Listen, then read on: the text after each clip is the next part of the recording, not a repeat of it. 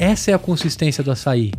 Alguém conseguiu fazer isso de forma industrial, né? Porque, cara, é magnífico. Vocês têm lá, então, as máquinas para servir isso nesse ambiente. A minha entrada no empreendedorismo foi para quê? Assim, nossa, eu quero ser o CEO da galáctico. O Diego foi, nossa, eu não quero isso pra minha vida, eu quero uma coisa melhor.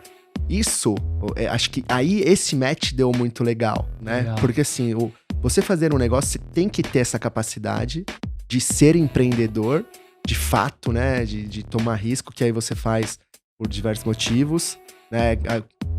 Mas as pessoas não podem confundir com ser o caminho mais fácil, né? Mas com preparação, né? Com conhecimento técnico também, para fazer um negócio sustentável. E aí, sonhador, e aí, sonhadora, meu nome é Gustavo Passi, esse aqui é o EmpreendaCast, aqui a gente explica a teoria na prática. Fala aí, empreendedor, fala aí, empreendedora, fala aí, sonhador e sonhadora, está começando a 4ª temporada, mais um episódio da 4ª temporada do EmpreendaCast. E hoje eu convidei um cara aqui que ele vai falar de um negócio que tem muito a ver com o Gustavo empreendedor. Esses últimos 35 anos que eu penso em empreender na minha vida, eu resolvi nesta temporada trazer de fato um negócio que tem tudo a ver com o que eu pensei até hoje de negócios espalhados por esse país imenso. Um desses itens é o açaí que eu consumo, que eu acho bacana demais. E quando eu era garoto, uma das coisas que eu mais queria era ter um açaí pra chamar de meu. Esse cara aqui não só tem, como tem espalhado lojas por toda a cidade. Acho que país. Vamos deixar ele contar aqui por onde que está a rede de açaí dele, como é franquear uma marca, como é de fato trabalhar um produto tão brasileiro também, né? Eu sei que tem expansões para outros países aí que já levaram o açaí também. Vamos conversar um pouquinho disso com ele, mas eu vou deixar ele se apresentar nessa câmera. Fala quem é você, o que você faz, para onde você vai, o que a gente vai trocar ideia daqui. Pô, muito prazer, Gustavo, obrigado pela oportunidade. Sou o Rafael Corte, né? Hoje eu tô à frente da rede de franquias de do Açaí, então a gente tem 110 lojas espalhadas por 11 estados do Brasil.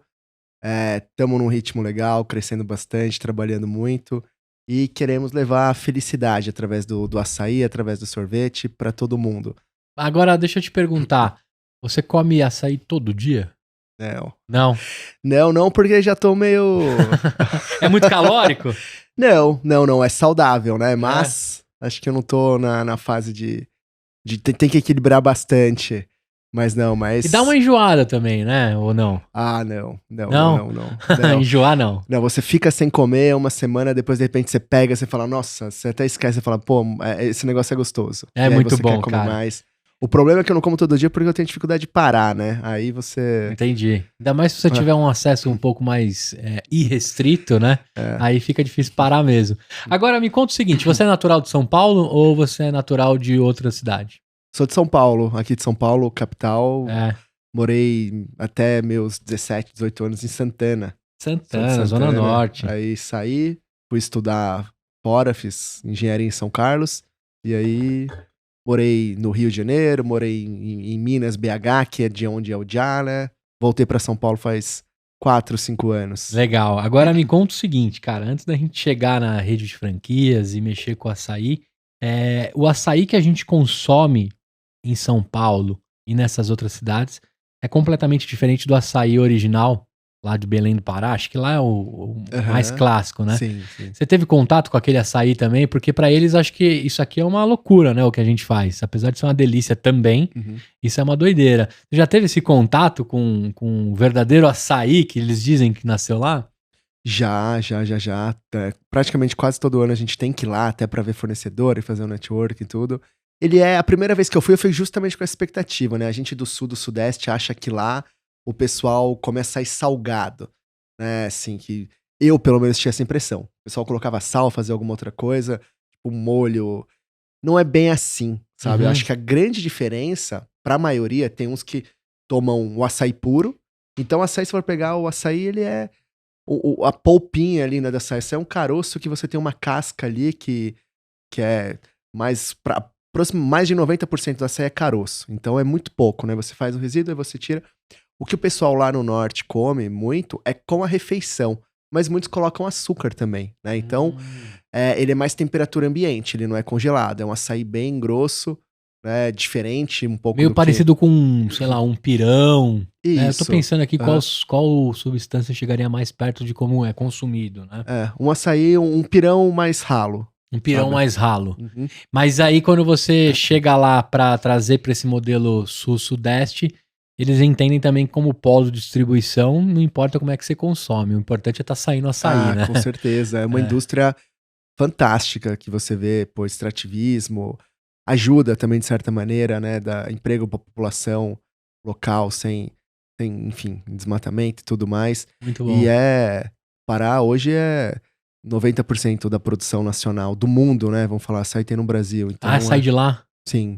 Eu não sabia disso, cara. É uma indústria, as pessoas acham que não, mas vai lá, cada fábrica, e só crescendo, né, açaí vem crescendo num ritmo Absurdamente. fantástico e vai continuar. Eu tive na Califórnia, acho que 2016 ou 2017, e eu tive a grata surpresa de me deparar com 4 ou 5 lojas de açaí de brasileiros, Uhum. né, no meio de Los Angeles ali.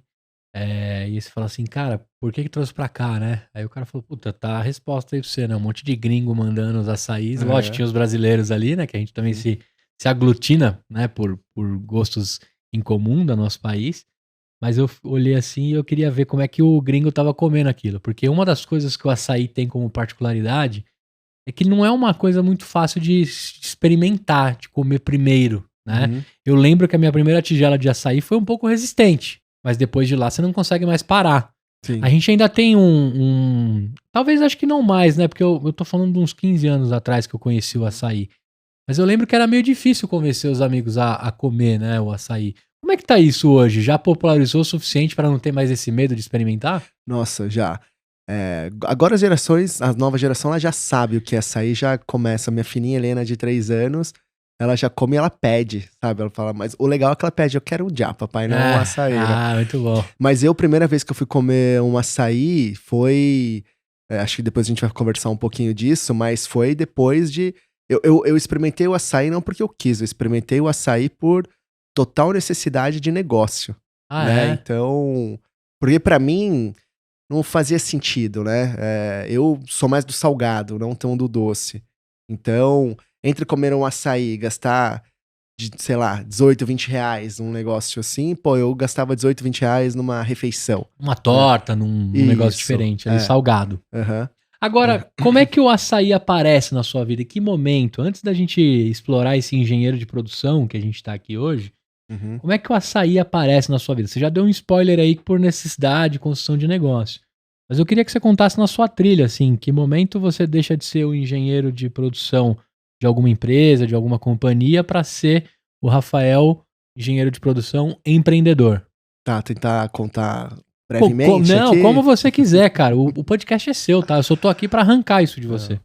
Então vou tentar, vou falar aqui então. Eu formei em engenharia de produção e quando me formei, todo mundo, 2000, entrei na faculdade em 2003, né? Então, na minha época, todo mundo tinha o sonho de ser vice-presidente, CEO de multinacional, comigo não era diferente. Entrei, passei no processo de trainee, aqueles super disputados e tudo mais, aí você vai. Trabalhei em empresas, pô, que foram escolas fantásticas, na Shell, na Embraer, na Raizen, na Monsanto. E aí, em determinado momento, eu não tava mais feliz, sabe? Quando tava super bem, né, na carreira, mas olhava assim e falava, não tá dando. Sempre tem alguma coisa que Falta tá te algo. incomodando. Sempre tem alguma coisa que tá te incomodando. E aí você sempre acha que é o terceiro. É a empresa, é o chefe, é o outro que foi promovido e você não. Então, decidi trocar de empresa e os problemas continuaram os mesmos, né? Então, aí foi na hora que eu falei, pô, tem que mudar, vamos tentar empreender, né? E aí, também, pô, quando eu fiz a faculdade, tava num caminho ali que eu queria ser vice-presidente da empresa. Então aí você tem o engano, né, de achar, e a prepotência, que acho que a maturidade vai te trazendo humildade, isso é super importante. A prepotência de achar, não, eu estou preparado para ter um negócio grande, e eu quero isso. Então, falei como família, né, levantamos um dinheiro razoável, considerável, porque eu não queria ter um negócio pequeno. Então, a gente comprou uma master franquia, na época era a época da paleta mexicana, então, que tinha aquelas filas gigantescas, eu visitei acho que todas as paleterias de São Paulo, né? Ia de todo lugar visitar e fazia conta, literalmente engenheiro de produção, né? Você vê uma linha de produção, você fala, caramba, esse produto não tem manuseio, ele entra assim, sai assim, a pessoa só pega, vende o tempo inteiro, olha como não para. Isso vai ser um sucesso, sabe? Isso vai ser o novo temaki, o novo pão de queijo, não é moda de forma alguma, isso veio pra ficar, porque você se convence quando você quer, você se convence total. E aí convenci pai, mãe, namorada na época que hoje é esposa, então passamos essas juntas. Montei uma master franquia de paleta mexicana, uma industriazinha de picolé, né, no que paleta mexicana é isso, em Minas. Então foi aí que eu fui para Minas. Sou de São Paulo, tinha ido para Minas, Belo Horizonte, nunca tinha ido. E aí, Belo Horizonte. BH. Foi literalmente, coloquei todas as coisas dentro do carro, falei, agora eu vou pra lá. Aluguei na época ainda não era tão forte, né? Tô falando de 2014, então não tinha tanto Airbnb e tudo mais, mas tinha sites, você reservava, fiquei lá. Alugue temporada da vida. Isso. E aí fiquei lá, pra procurar ponto, pra procurar lugar, assim, literalmente, fui pra não voltar. Mas por que você escolheu BH e não São Paulo? Porque São Paulo já tava meio saturado, Ah, é? sabe? São Paulo já tinha muito, toda a paleteria, né? Foi uma febre gigantesca, Uma né? loucura, cara. E nem é mexicana, né? Você descobriu essa história aí ou não? Porque os mexicanos falaram, não tem essa porra aqui não, mano. Vocês estão loucos? O que tem lá é um picolé grande, não tem nada de recheado. Da onde tiraram esse negócio? Você tem ideia disso ou não? Marketing. Marketing 100% marketing. E hoje acho que resistiu uma grande empresa que eu conheço, inclusive eu consumo. Olha pra nós aí que é a Los Los. Ah. Esses caras continuam fortes nos freezers da grande maioria dos postos. Nossa, e esses caras trouxeram aprendizados aqui pra mim, porque assim... Foi uma franquia deles? Se tiver, a gente corta. Não. Mas sabe por quê? Porque eles foram os primeiros a não querer criar um negócio que não existiria. Por que eles deram certo? Porque eles não trataram paleta mexicana como paleta mexicana. Porque você tem que ter uma loja... Cara, picolé existiu a vida toda. As pessoas vão no freezer, consomem ali na hora do almoço. O que a Los Los fez? Enquanto todo mundo estava querendo criar um segmento, a Los Los foi e desde o início atuou com freezer. Então, eles pulverizaram, eles trataram a paleta mexicana como picolé. Não, e trouxeram com um acesso a um valor menos exorbitante do que as lojas de ponta faziam. Hoje você compra com 8 ou 10 reais um Los Los. Que vou te falar, o de leite ninho com creme de avelã, que eles não podem falar o nome lá, é maravilhoso. Eu vou trazer um do dia pra você. É mesmo? Mas ele dá pau em outros lá. E lógico, eu tô acompanhando esses caras há uns 4 ou 5 anos. E aí eu te falo deles porque justamente, agora você tá me confirmando que foram os caras que apostaram em escalar o negócio. É muito mais escalável, né? Você entregar freezers pela cidade inteira do que sair criando loja. Como chamava a sua? Você pode falar ou não? Teve algum problema jurídico? Não, tem um problema jurídico, mas eles que têm problema jurídico, porque, enfim, a gente entrou com um processo, ganhou, eles desapareceram, chamava Palecolé. Palecolé.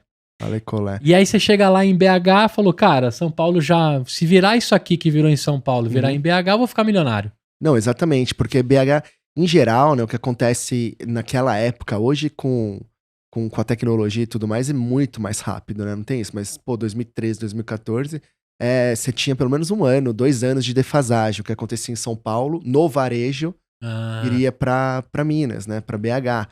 E o mineiro tem um hábito mais desconfiado, mais bairrista, né? Então eu falei assim, vamos lá. Eu era o rei do PowerPoint e do Excel, eu mapeei tudo, eu fiz tudo isso, um baita business plan. Falei, aqui, a gente tem tantos potenciais.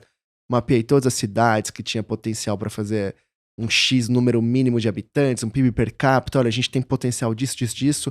E aí fui para lá para desenvolver a paleta, né, o estado.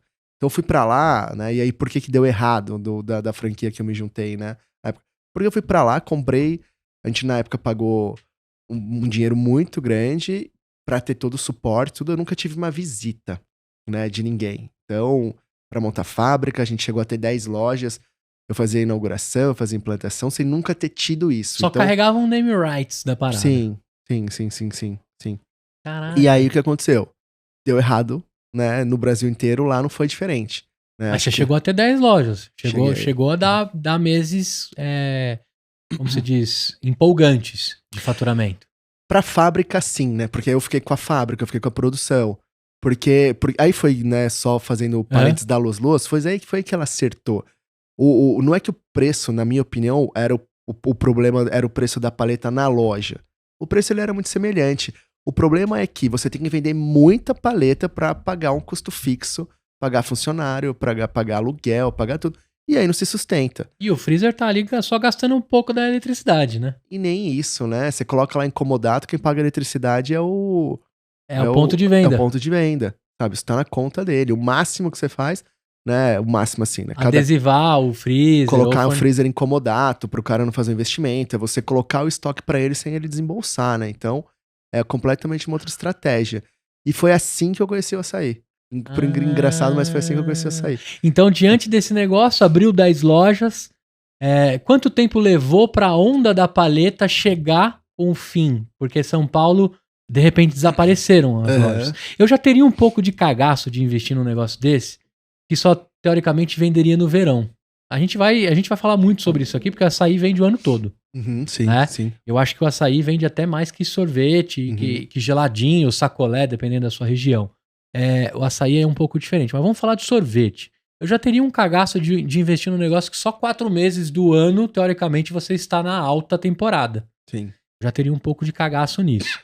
Segundo ponto, algo que se glamorizou. Né? Saía mais reportagem na Exame, no Pequenas Empresas de Paleta, do que saía loja. Né? Tinha mais marketing do que gente construindo. E você... Quanto tempo levou para rolar esse voo de galinha que a gente fala, né, da paleta? Em São Paulo foram 2 anos e em Minas foi 1 ano. 1 ano. Né? Foi 1 ano do veio, assim, bom, também adoro o negócio, também era uma criança que ficava vendo pequenas empresas, grandes negócios, sempre gostei, até por isso que quis empreender. Eu não lembro de um negócio que veio tão rápido, tão forte e foi da mesma maneira, sabe? Assim, foi muita gente que acreditou, que se envolveu e tudo mais, e da mesma forma que veio, foi. Porque um produto é um produto, assim, acho que varejo, a gente tá falando de varejo, né, de alimentação. Você vê, Gustavo, uma família, vamos lá, nossa, Natal, gente, vamos todo mundo tomar uma paleta mexicana. Um picolé, vamos sair todo mundo agora pra tomar um picolé. Não vai, né? Você pode sair pra tomar um açaí, você pode sair pra tomar um sorvete, mas você não vai sair pra tomar um picolé. Não, e outra, você pode até sair pra tomar um sorvete, mas é o de massa que vem primeiro na sua mente. Isso. Que as cidades litorâneas aqui de São Paulo, pelo menos, praticaram isso como um rolê família, né? Sim. Só que você ir lá na massa, ter toda a experiência de pegar as bolas, né? De sorvete, etc. Acho que agora um picolé mesmo é talvez buscar na esquina, né? Mas a gente tem, né? Então no dia hoje a gente tem açaí, a gente tem os sorvetes, a gente tem o picolé, a gente tem todo o mix, né? Mas você entrega isso no estilo freezers espalhados pela cidade de São Paulo, o Brasil inteiro. Não, nas nossas lojas a gente vai pra esse segmento agora. Agora, então segura. Segura aí que a gente tá falando de expandir pós as 110 lojas. Isso. Então me diz o seguinte, só pra gente chegar lá no Já, você fechou as 10 lojas, recolheu os carrinhos, acabou a história da paleta mexicana. Aí você ficou com uma fábrica lá, engenheiro de produção que você máquina parada, produção parada, você tava com comichão lá do que você ia fazer com aquilo.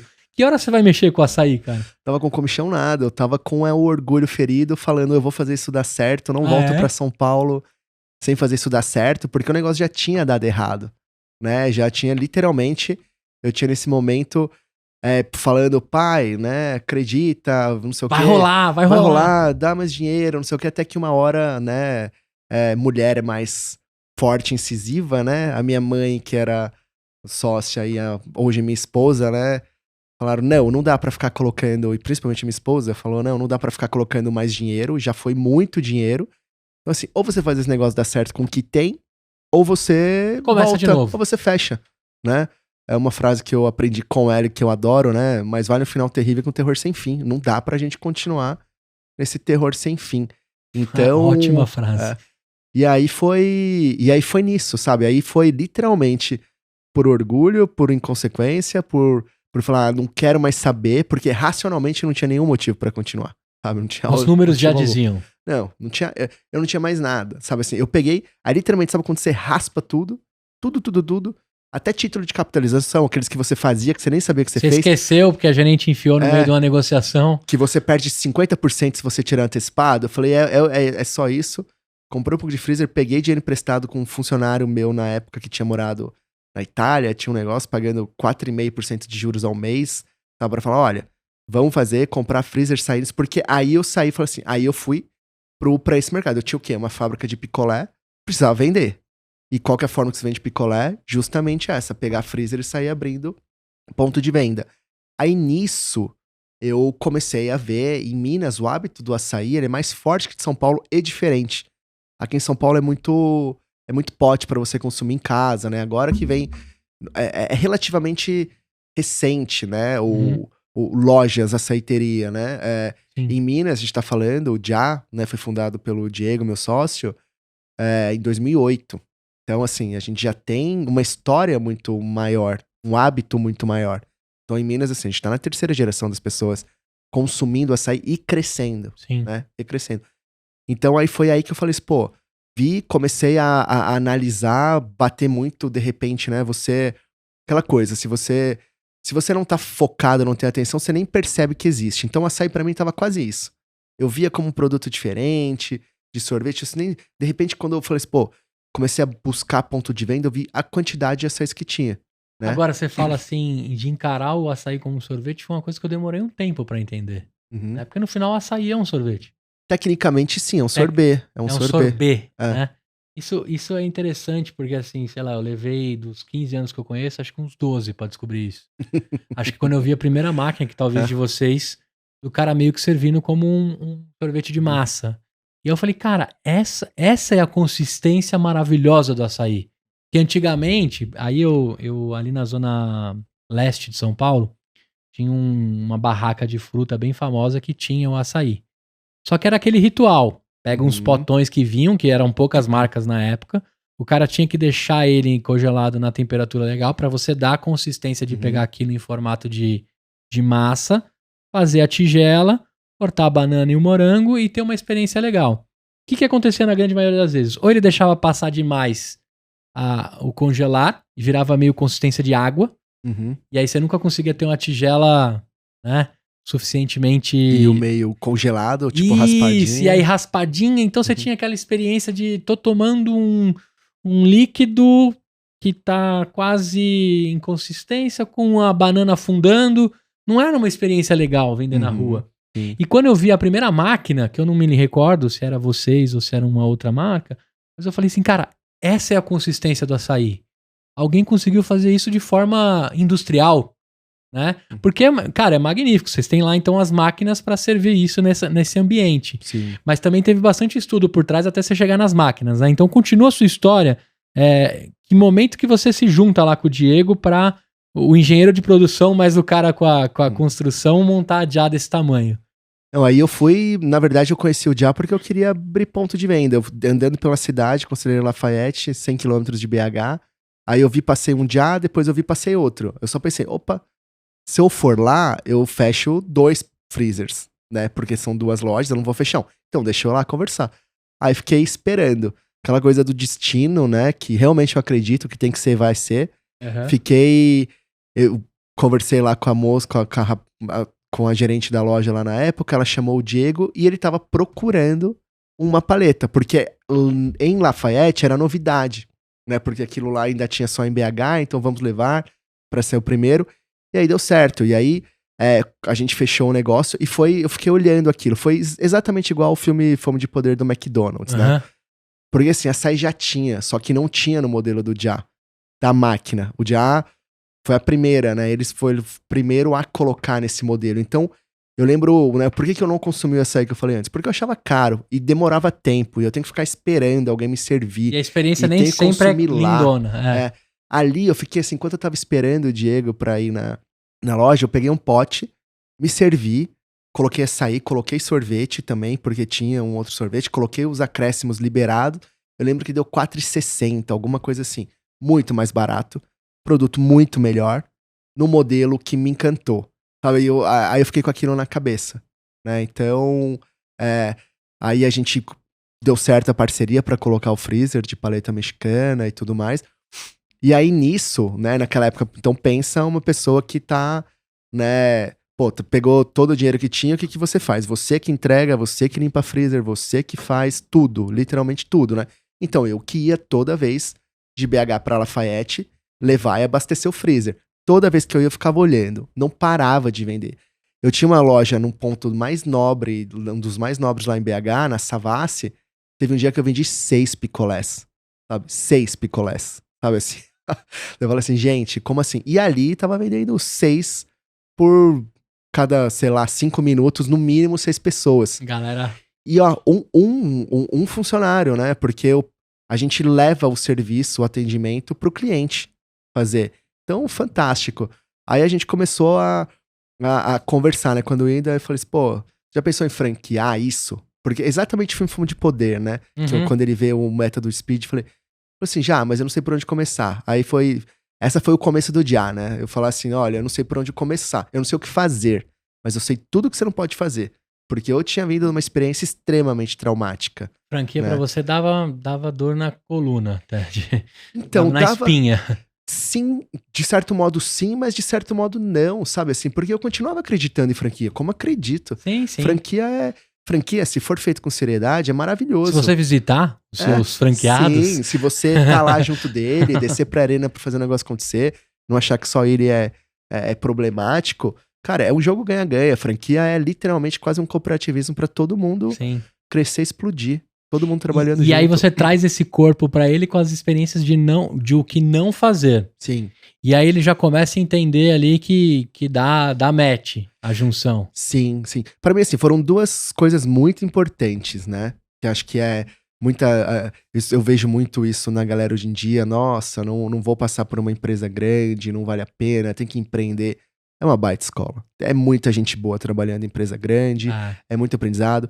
Então, eu passei pela Embraer na área de inteligência de mercado, passei pela Shell na área de distribuição e logística, na Raizen, parte de planejamento, passei pela Monsanto na parte de marketing, de acesso. Então, isso daqui me deu um embasamento muito bom para fazer assim, olha, uma empresa, como que tem que funcionar uma empresa? Porque assim, você não pode franquear, né? Em contrapartida, o Diego sempre foi empreendedor nato, né? Aquele que trabalhava como eletricista numa empresa, numa grande empresa lá de Minas. Ele falou, não quero isso, eu vou empreender. Então, assim, a minha entrada no empreendedorismo foi para quê? Assim, nossa, eu quero ser o CEO da galáctico. O Diego foi, nossa, eu não quero isso pra minha vida, eu quero uma coisa melhor. Isso, acho que aí esse match deu muito legal, né? Legal. Porque assim, você fazer um negócio, você tem que ter essa capacidade de ser empreendedor, de fato, né? De tomar risco, que aí você faz por diversos motivos, né? Mas as pessoas não podem confundir com ser o caminho mais fácil, né? Mas com preparação, né? Com conhecimento técnico também, para fazer um negócio sustentável. Então aí a gente veio nessa. Pô, engenheiro de produção como sócio não é mau negócio, hein, cara? Você juntar a fome com a vontade de comer e de quem sabe organizar os pratos, né? E a produção do negócio é uma boa faculdade. Um bom casamento, né? Uma boa faculdade. Mas que horas que vocês começam a entender que os freezers das paletas já não faziam mais sentido, vocês tinham que ir para um negócio mais açaí? Você que toma esse partido ou o Diego? Como foi isso? Não, e foi interessante, porque eu ia lá, a gente teve essa conversa, a pessoa falou que sei tudo que eu ia fazer. E aí, né, então assim, quando você trabalha em grande empresa, você formaliza por e-mail, você manda, né, então assim, a conversa foi, caramba, tudo bem, super legal, vamos lá, vamos fazer. Então, depois desse dia, vamos lá, vamos fazer, vamos dar certo. Só que o que eu fiz? Pedi o e-mail, mandei e-mail, formalizei. Aí pensa num rapaz que, sei lá, acho que devia ter 21, 22 anos quando saiu do emprego e começou a empreender, tava dando super certo, já tinha naquela época 3, 4 lojas na cidade, acha que ele vê e-mail? Não vê e-mail, né? Então assim, a gente ficou uns 2 meses nisso, de eu mandar e-mail e não responder e eu pensar, caramba, será que ele não quer? Será que... de mim? Aí até que um dia eu fiquei lá esperando, né, pra gente conversar, eu falei, pô, mas e aí, vocês vão, não vão? O que tá acontecendo? Ele, não, a gente tá super afim. Então... Eu só não leio e-mail. Aí eu falei, então vamos recomeçar. E aí a gente começou a trabalhar mesmo, a organizar, a fazer todas as coisas. E como foi o recolher dos freezers? Porque aí você vai mudando o seu negócio. Eu queria muito pegar nesse momento seu, desnutre um pra nutrir outro. Como é que foi essa parada? Olha, eu cheguei a ter 17 freezers. Se eu falar que eu fiquei com 12, foi muito. Porque... Freezer, assim, é um outro negócio, mas é um negócio que não é só colocar freezer e não vou fazer nada. Porque a partir do momento que você não visita uma semana lá, tem pão de queijo, tem carne junto do picolé. Se você... Eu tô falando que eu fiquei com 12 porque 5 desapareceram. Aí você fala assim, cadê meu freezer? Cadê isso? E não vai. Então, assim, é um negócio que tem que ter muita atenção, sabe? Tem que ter muito cuidado, tem que estar lá acompanhando, vendo, sabe? Cada freezer é um pequeno negócio. E não existe, né? Não dá pra você achar que você tem freezers. Você tem um freezer aqui, um freezer aqui, um freezer aqui, um cliente aqui. Então, o atendimento, cada um tem que ser tratado como isso. Atendimento, limpeza, organização, contato com o cliente, promoção, sabe? Você pegar o segurança que fica lá, o local que eu mais vendia no freezer, é porque eu sempre dava, eu entre aspas, criei meta pro segurança ali da Bomboniere, que ficava ali no centro de BH, ó, sempre indica aqui, se eu vender tanto, eu te dou tanto, assim, sabe? Vendia pra caramba. Aquele freezer vendia 5 vezes mais do que todos os outros, né? Ele dava um jeito de sair pra galera. Aí a mudança, ela foi muito nisso, né? Acho que de ter foco, né? Não dá pra você fazer as duas coisas. Então eu tava tomando conta da fábrica que fazia picolé. Aí nesse momento eu fui estudar sorvete, mas estudar mesmo, porque eles tinham um açaí muito bom. Eles tinham um sorvete muito ruim. Então eu fui estudar sorvete, balanceamento, técnica, fazer receita, fazer até aqui um agradecimento, sabe? Que é o Francisco Santana, é fantástico de um melhor sorveteiro do Brasil, ensina tecnicamente, falando, tudo mais. Então, aí eu fui literalmente me preparar para o ramo do sorvete. E aí hoje né, então, no dia, se vocês for ver, os nossos produtos são 0 conservantes, 0 corantes, 0 saborizantes, né? Uma qualidade completamente diferente. E aí foi aí que a gente começou a crescer de fato. Então a gente, né, trouxe um produto bastante diferente. Hoje ainda não tem no mercado um produto igual. A gente só produz para as nossas lojas, para as nossas máquinas. Essa é o alicerce que a gente veio crescendo. Então, uma vantagem competitiva de fato, ter um produto diferente, né, que é exclusivo. Então, assim, aí a gente começou a franquear algo que era franqueável, né, na minha opinião. Não é uma marca e beleza, eu vendo todo mundo o mesmo produto aqui. Se for nas grandes redes de açaí, hoje é praticamente o mesmo produto, né, porque terceiriza a produção, a gente tem o nosso produto, né, então tem algo muito diferente. Tem um modelo diferente, entendimento diferente. E a máquina que serve é de sorvete, pode ser de um fornecedor qualquer da indústria das máquinas. A gente hoje tem um homologado porque a gente já testou muita máquina e não adianta sair fazendo tudo, sabe? De novo. Então, ponto importante, a máquina que faz, ela tem um ritmo e uma entrega completamente homologada e testada por vocês. Sim. Porque aí cai naquele lance que eu te falei da experiência, do negócio meio molenga, do negócio não muito consistente, né? Então, é legal a gente também entender isso, que não adianta você pegar a mesma receita com máquinas diferentes, porque vai dar experiências diferentes. Então, vocês têm a própria máquina. E é, de fato, uma máquina de sorvete. Sim, uma máquina. A gente tem uma máquina, a gente usa lado a lado, o açaí e o sorvete na mesma máquina. Ah, na mesma máquina. Sim. E aí, o que muda de você servir o creme ali, do açaí, pro sorvete, é a receita em si. Ou também tá na forma da entrega da temperatura do alimento? As duas coisas, né? Sorvete é balanceamento. Então, assim, se você for pegar, a gente trabalha com uma tabela com 30 açúcares. Então, você tem açúcar, é igual farinha. Acho que fica mais fácil. Então, assim, você quer uma farinha de rosca, farinha de trigo, farinha de mandioca, tudo farinha, tecnicamente, né? Então, açúcar, você tem... refinado, super refinado. Até você tem a sacarose, você tem a sucralose, você tem, sabe, maltitol, sorbitol, glucose, destrose, você tem um monte de tipos de açúcares. Cada um tem uma funcionalidade. Né? Então, e ali você tem que balancear isso. Você balanceia isso é a fórmula do Já.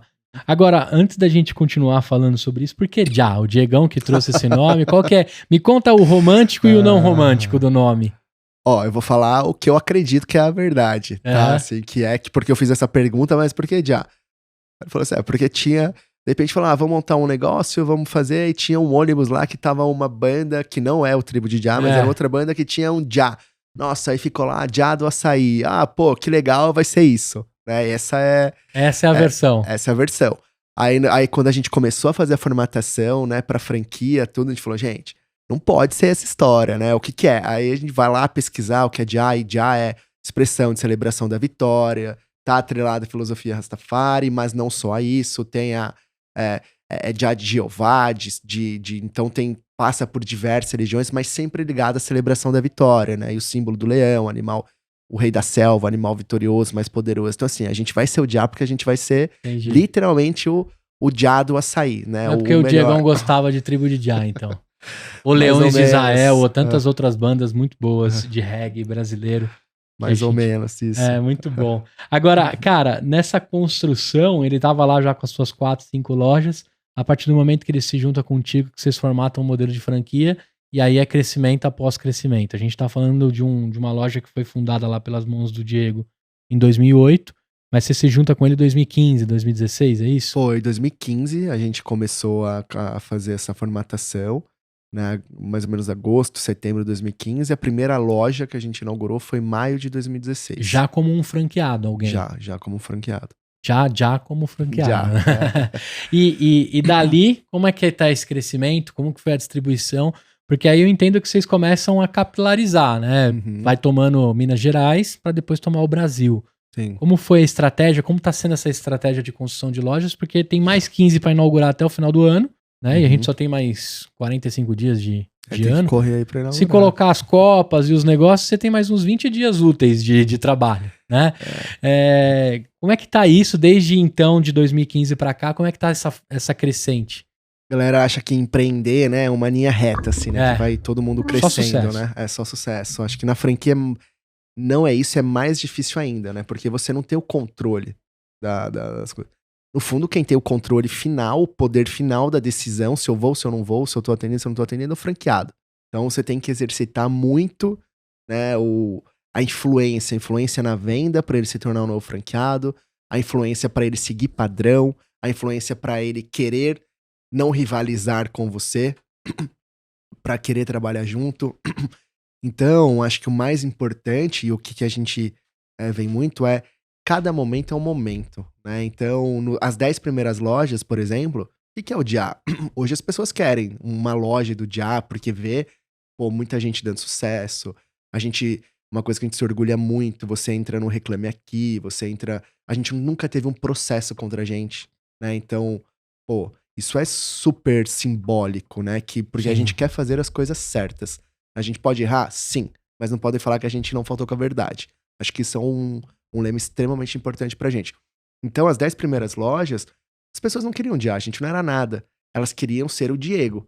Alguém que, pô, tava lá, como se diz lá em Minas, mamando na gata naquele momento, sabe? Lojas consolidadas, trabalhando quase nada, vendo série à tarde, fazendo tudo mais isso, tudo mais, e ó, aquela impressão de, pô, só que ninguém tinha visto, né? Que ele já tava há 8 anos nessa e trabalhou pra caramba, desbravou, arriscou, tudo mais. Então, as 10 primeiras lojas, a gente deu isenção de taxa de franquia. Os 10 primeiros franqueados foram de Conselheiro Lafayette.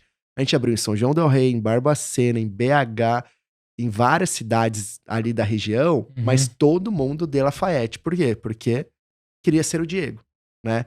Então, isso que é interessante. E também já sabiam o potencial da marca, né? Tinha isso implícito na cabeça das pessoas. Que elas passavam pelas avenidas, pelas ruas e viam aquela marca, né?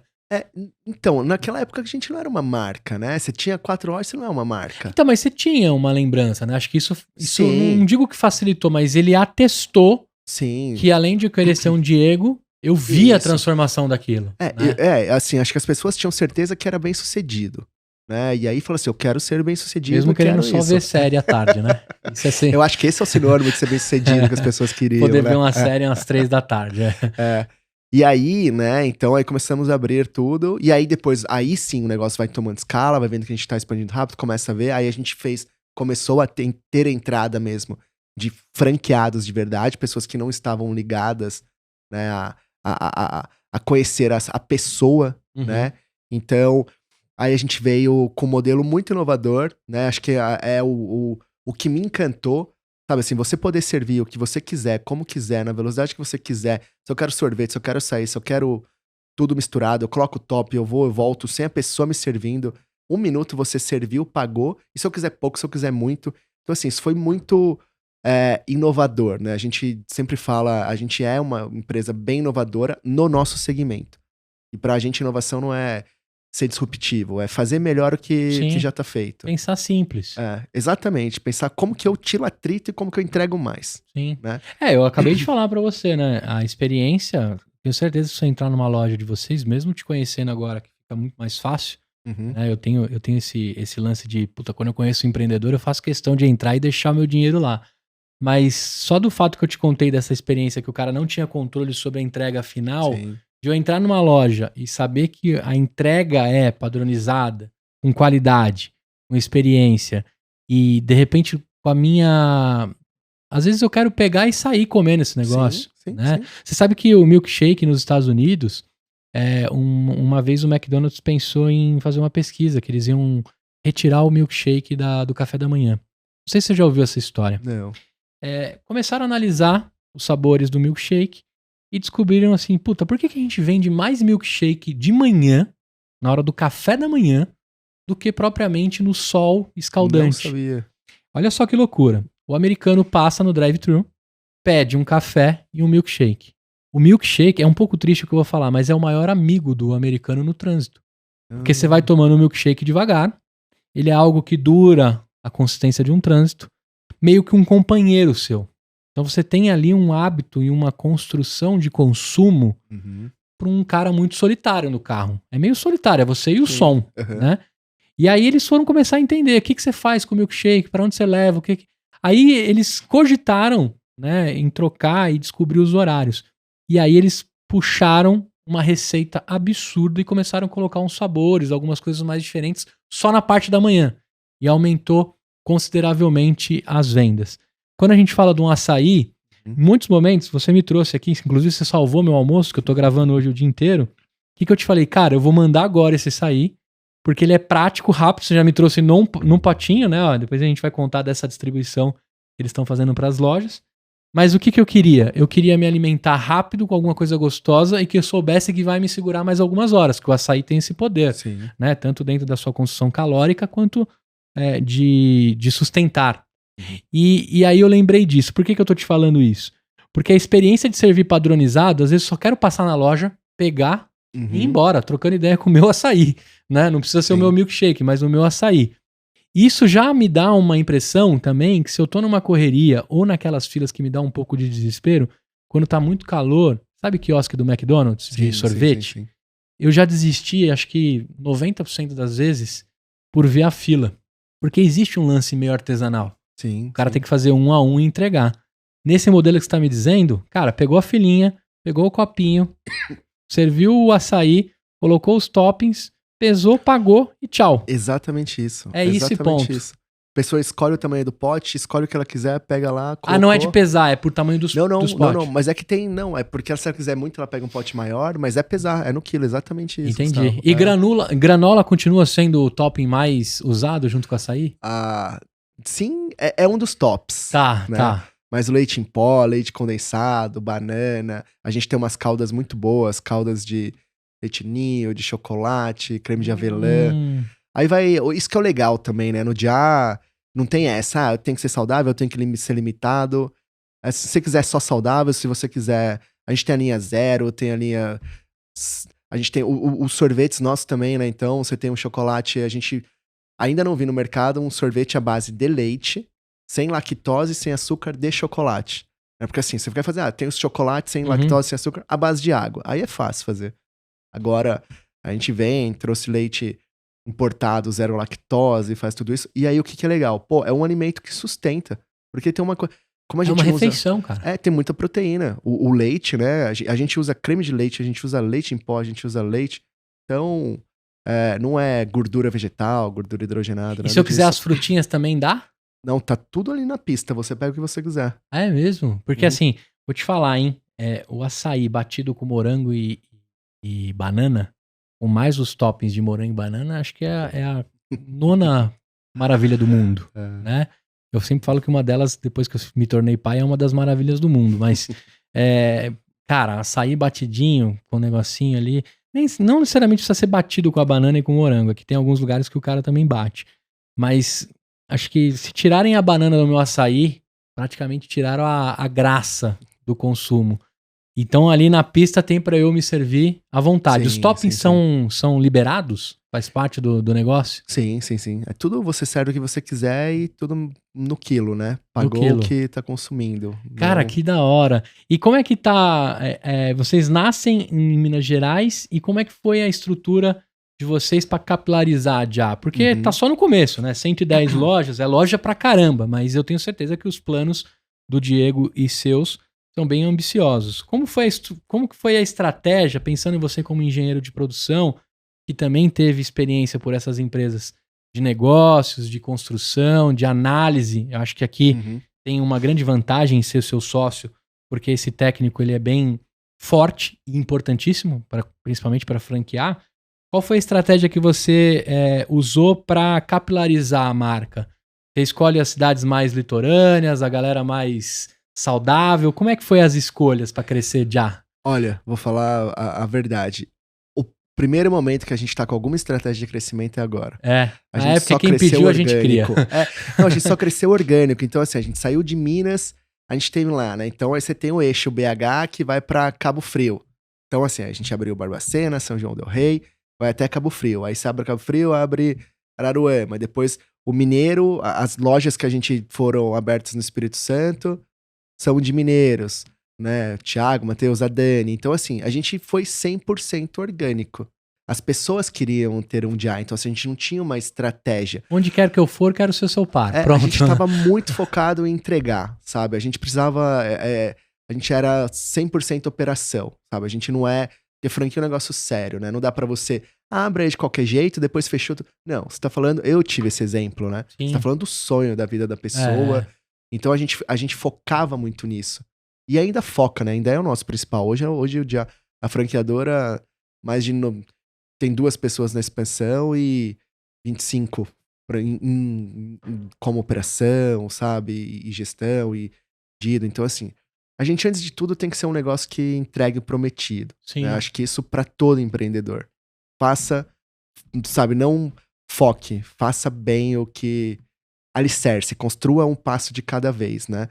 Aí agora, e aí então a gente cresceu, por exemplo, a franqueada de Rio Verde, Goiás, né, conheceu, se eu não me engano, no Paraná, porque viu uma unidade lá. Então as pessoas viajam, né, e aí você começa a ter, aí sempre aquela, nossa, eu queria ter isso na minha cidade. Foi assim que a gente cresceu. Se eu tivesse isso na minha cidade, daria certo. Agora, o que faz a barreira de entrada ser um pouco mais difícil pensando num negócio desse? Porque eu poderia ter o açaí do Gustavo. Sim. Né? Como é que você enxerga isso? Por que o Diego, vamos pegar a figura dele, um cara que trabalhou ali, né, por uma empresa de eletricidade, você falou? Não, ele trabalhava como eletricista. Como eletricista, isso. Numa multinacional. Perdão, trabalhava como eletricista numa grande companhia. Juntou lá sua grana, ficou meio de saco cheio do mercado corporativo, enfiou as caras no açaí do Diego, e consequentemente era batizado como Já. O que vocês colocam a ponto do cara não querer fazer o do João, da Maria e fazer o Já? Como é que é esse namoro, essa transição? O que o cara procura? Hoje é muito fácil responder isso. Né? Hoje a gente tem uma marca, hoje a gente tem suporte, hoje a gente tem 15 anos quase Cabelo de know-how, branco, de tomar muita porrada, de entender, sabe? A gente sempre fala, a gente não entrega a receita de sucesso. A gente entrega a receita de você mitigar seus erros. Né? Se você fizer o que a gente tá falando, até hoje eu não conheço uma loja nossa que não deu certo fazendo o que a gente tá falando. Mas não é fácil fazer o que você tá falando, sim. né? Todo dia. Então, hoje a conta é muito fácil entender do porquê. Naquela época, eu acho que era... No começo também, o que a gente tinha, o que os outros não tinham, né? E até mais mérito do Diego, é capacidade de arriscar. Acho que Estômago. Essa veia empreendedora, né? Porque a gente não nasceu com uma máquina, né? A gente teve o Diego lá, a primeira máquina foi em 2012 ou 11. Nasceu, foram 3, 4 anos de açaí de tigela, que ter que bater. Aí depois as pessoas pareciam assim, pô, mas eu quero um sorvete. Mas eu quero isso. Aí você coloca o sorvete também pra ter. Então foi um processo de construção, né? Acho que é muito... Acho que o que faz as pessoas, né, em qualquer momento, é que hoje a gente tem uma escala muito maior, é o know-how, né? É você escutar o cliente. Você vai montar o açaí do Rafael hoje, não conheço de nada. Qual que é a experiência? Como que eu faço isso, né? Quando a gente começou a franquear, já tinha 8 anos escutando o cliente, o que as pessoas gostavam de açaí, o que as pessoas não gostavam de açaí, o que deu certo, o que eu já fiz, o que eu fiz e deu certo, o que eu testei e deu certo. Bastante material, né, de dado. Então, assim, a gente não tinha, na minha opinião, ainda uma super marca, mas já tinha muito know-how. E era muito focado em fazer bem feito. Agora, você me contando isso, claro, para franquear uma marca, é fácil, difícil, é médio?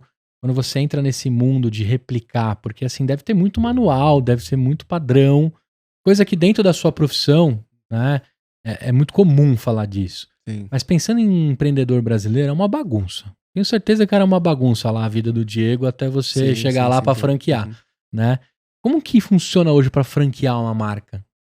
Se eu for transformar os estúdios da Voz e Conteúdo numa franquia de conteúdo espalhados pelo Brasil e pelo mundo, o quão difícil é ou não isso? Olha, assim, se a gente for falar legalmente ou tecnicamente, né, é fácil. Porque a gente não tem uma legislação que impeça. Eu sou da opinião que deveria ter uma lei que impedisse qualquer empresa de franquear sem pelo menos 2 a 3 anos de ver o mercado, de conhecer. Isso, de Mas mostrar não. o boletim, né? Hoje, se você pegar, infelizmente, 30% das empresas nunca tiveram uma loja. Ela foi pra fora, viu uma ideia boa como paleta mexicana e eu começo a franquear no segundo mês, né? Então, assim, pô, você pega o nosso caso, produto sazonal, você não passa por isso, por essa sazonalidade, você quebra muita gente. Porque em maio, suas vendas vão começar a cair. No shopping, não. Mas na loja de rua, sim. E ponto. Vai cair. Vai zerar? Não vai zerar, mas vai cair. E em setembro você vai ter uma explosão de novo de venda. Mas não quer dizer que eu vou vender caldo, né? Não é o negócio de vocês. Exatamente, mas as pessoas... Nossa, esse é interessante. A gente teve isso, né? As pessoas querem... Aí isso é interessante também, né? Quando o porquê da franquia, uma franquia séria.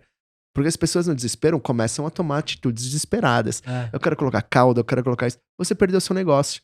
Porque assim, você não se transforma num negócio de... Eu trabalho o ano inteiro para ser a melhor açaiteria, açaí, sorvete, picolé, milkshake do Brasil. Aí, porque a venda caiu, agora eu quero colocar caldo, quero me transformar numa chocolateria. Gente, esse espaço aqui já foi conquistado por outro. Porque essa pessoa ficou comendo a grama amarela o tempo inteiro no verão, né, sendo um produto sazonal mais forte no inverno, para chegar no inverno comer a grama verde. Então assim, não ache que você vai mudar para comer a grama verde da pessoa porque ela tá trabalhando desde antes, né? Então, as pessoas se enganam e aí começam a tomar atitudes que prejudicam o caixa, porque você vai fazer novos investimentos, né? Que achando que vai vender e não vai, né? Começa a misturar as coisas, começa a perder padrão, começa principalmente a bagunçar a cabeça do cliente sobre o que você é. Então, assim, a gente tem um propósito muito claro. Que assim, a gente quer ser... A nossa visão é sermos percebidos, não é sermos a melhor, mas é sermos percebidos como a melhor franquia de açaí e sorvete do Brasil por clientes, fornecedores, franqueados e colaboradores. Então, assim, é ambicioso, né? Você falar que todo mundo te perceba como o melhor, não que você é o melhor. Então, até 2025. Então, esse propósito, esse foco que é super importante, né? A gente ter e a gente manter. Sim, e é legal você falar isso, porque assim, a gente comentou do fato de ser um produto sazonal, mas o açaí não é mais isso. Porém, tem picos. E você tem números. Hoje, com 110 lojas, você consegue dizer com toda clareza que maio o negócio baixa, né? E como sobreviver a maio? Como se preparar para maio? Que aí vem outras coisas que o empreendedor brasileiro não tem a mínima noção. E acho que como uma franquia séria, vocês podem ajudar, né? Preparar o seu caixa, fazer reserva durante novembro, dezembro, janeiro, fevereiro, para pegar um março já, né? Entrando em abril para maio você segurar. São coisas que parecem óbvias agora a gente conversando, mas pro brasileiro empreendedor que vai colocar 150, 200, 300 pau numa loja, o cara não tá preparado para isso. Nossa, é que você falando, eu lembrei, até dei uma risada aqui, porque eu lembro do primeiro inverno que a gente pegou como franquia, né? E eu super preocupado, falando, gente, caiu pra caramba, o pessoal tava... E a gente teve casos, né, de franqueado que, pô, ganhou muito dinheiro, o primeiro... Aí trocou carro, aí começou a fazer viagem. Então, assim, o problema não é que a pessoa ganha muito aqui, o problema é que a pessoa faz conta achando que vai ganhar muito nos outros meses. Aí o dinheiro não vem, o boleto vem, a pessoa quebrou. Então, né, eu assim meio desesperado, falando, caramba, olha só o que tá acontecendo com aquela unidade ali e tudo mais. Aí eu lembro do Diego falando, não, relaxa. Tô nessa daqui há 8 anos. Sempre no inverno eu cancelo minha net, sabe assim? Mas é assim, com aquela tranquilidade que daqui a pouco vai vir o verão, você vai ver, né? E tudo fica certo, né? Sempre falou assim, quando começa a florear o IP lá, né? Ó, começou a florear o IP, é a época que veio o calor e meses de alegria, né? Mas não pode ser assim, né? Então, Sim, a sim. franquia é interessante porque é justamente como levar racionalidade. Você não pode E ser... Sim, padrão, né? Você sim. se torna uma empresa de dados que analisa Uhum. padrões, né? E você toma a base por todos. Agora, vamos falar um pouquinho de... Na minha cidade tá faltando uma loja de açaí, quero abrir uma já. Quanto eu preciso ter de grana para Uhum. de fato começar uma operação de já? A gente lançou um modelo esse ano, que é o Dia Express, que tá bem sucesso. Ele é a partir de R$150.000. Ele é focado no açaí, né? Então ele não tem todo o mix que a gente tem no dia normal, que é o açaí, o sorvete, picolé e tudo mais.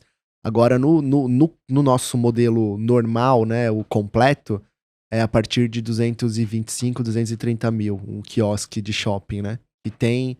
Aí você tem o sorvete, o açaí, o milkshake, você tem os picolés, o smoothie, todo o mix de produto. O que contém nesse valor? Tudo. Tudo. Então vamos lá, vamos fazer a simulação aqui. Fabiano recebeu uma bolada de fundo de garantia, etc. Uhum. E vai começar uma vida nova. Tá lá com a graninha guardada, ela tem 600 pau. Uhum. Ele vai botar 150 numa Express.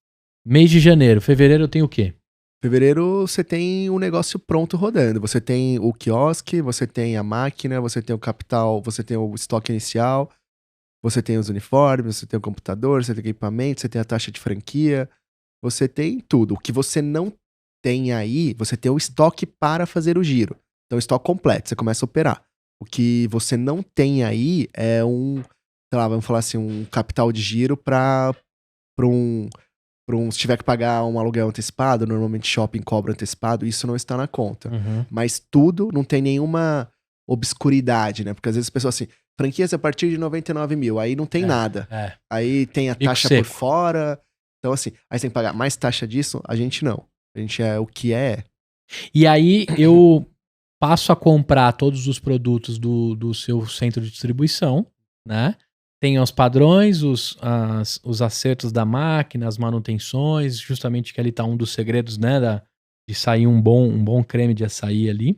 E tem cupuaçu na jogada também ou não? Porque o Temos cupuaçu ele também. vem do lado do açaí, né? Eu adoro creme de cupuaçu. Agora eu lembrei, me deu até água na boca. Mas tem também, mas não no Express. O Express é puramente açaí, é isso? Isso. Naquelas maiores de 220, 230 mil já vem esse leque de multiprodutos. Sim. Agora, montei, comecei a operar. Lógico, tá os primeiros funcionários, tá a reserva do dinheiro, quantas pessoas operam na loja. Eu queria que você me contasse um pouco mais, porque eu sou um potencial investidor num já, hein, cara? Porque se tem um negócio que eu acredito é açaí. Pô, não. Mas me explica aí, quantas pessoas eu preciso para uma loja rodar, um quiosque, é dois, o quê? Em geral, a gente tem numa média de 4 pessoas. 4 pessoas rodando. Sim, mais, né, um franqueado ali, fazendo a supervisão e acompanhando. Uhum. Assim, o nosso negócio, assim, ele é bem interessante, porque pensa num modelo que acho que isso que é inovação, né? Então, assim, pô, a gente nasceu assim. Então, você vai num açaí de tigela normal, você chega de domingo, seu domingo começa às 8 horas da manhã, porque você vai bater um monte de açaí, vai deixar tudo preparado, porque todo mundo vai chegar junto. Então, vai dar 1 hora, entre 1 e 2 horas, vai chegar um monte de gente, aí você tem que servir todo mundo ao mesmo tempo, e você não pode perder tempo porque você quer que saia todo mundo logo, pra outras pessoas virem pra você girar a mesa e fazer tudo mais. Então você tem que ter a pessoa fazendo o tempo todo, a pessoa recolhendo prato, a pessoa lavando, a pessoa tudo isso mais, né? Então assim, são muito mais pessoas. No nosso modelo, a gente tem que ter sempre uma pessoa, tem um pouco movimento, uma pessoa é suficiente. Porque ela vai Entre ficar o lá caixa organizando a pista. e Tem bastante movimento, tem movimento bom, 2 pessoas. De preferência, a gente pede que tenha até 2, porque como é self-service, a pessoa baixa a alavanca, é comum você estar no shopping e ver a criancinha, aquele mais danado e pá, baixa, assim, né? Então a gente também orienta, é bom que você faz um atendimento humanizado, você dá uma degustação, você apresenta o produto, tudo mais. Então, e aí a gente faz escala, né? E tem que estar aberto o tempo todo. Então, com 4 pessoas, a gente consegue rodar a operação. Se tiver muito movimento, delivery bombando, tudo mais, aí a gente tem que ter pelo menos 3 pessoas dentro do quiosque. Porque é repor pista o tempo inteiro, é um atendendo ali fora, é um no caixa. Ah, e tem esse lance da pista que ela é um pouco mais perecível, né? A pista não tem muito como eu esperar chegar um lote de morango ou de banana. Aí eu tenho que consumir da feira mais próxima do meu estabelecimento, Isso. né? A gente não vende todos os produtos da pista. Em geral, né, a pista a gente não trabalha. Porque a pista acaba entrando num nível de commodity, né? E aí a gente quer levar margem. Qual que é o nosso modelo? O franqueado tem que ganhar dinheiro. Não é a franqueadora que tem que ganhar dinheiro. A franqueadora ganha dinheiro com o franqueado ganha dinheiro. Né? Não é... Ganha-ganha. Então a gente, se a gente... É difícil você competir com um grande distribuidor de acréscimos, de toppings, assim, né? De fruta. Não faz sentido. A gente compra para armazenar, para depois distribuir, a gente paga a tributação aqui, a gente tem logística aqui, a gente tem mão de obra aqui, a gente tem aluguel. A gente vai entregar um produto mais caro do que o meu franqueado ali em Barbacena compra no distribuidor local que é focado nisso. Então nisso a gente não entra, né? Porque a gente estaria tirando margem do nosso franqueado. É legal saber disso, até para quem quer um dia franquear o seu negócio, né? Os tops ali são parte da experiência, né? Mas não necessariamente ligado ao seu produto principal. O seu produto principal é o açaí, ele tem que chegar lá bem armazenado, congelado ou o que for, para você poder depois dar a experiência. E também te dá liberdade pro franqueado ter toppings diferentes entre as regiões ou não? Porque leite ninho, né? O leite em pó, ele é bem popular no Sudeste. Não sei se em BH é comum. Na média, a gente tem 18 cubas e mais 2 stracciatelas e mais uns outros produtos secos. Vamos falar que a gente tem, sei lá, de 20 a 24 complementos ali, né?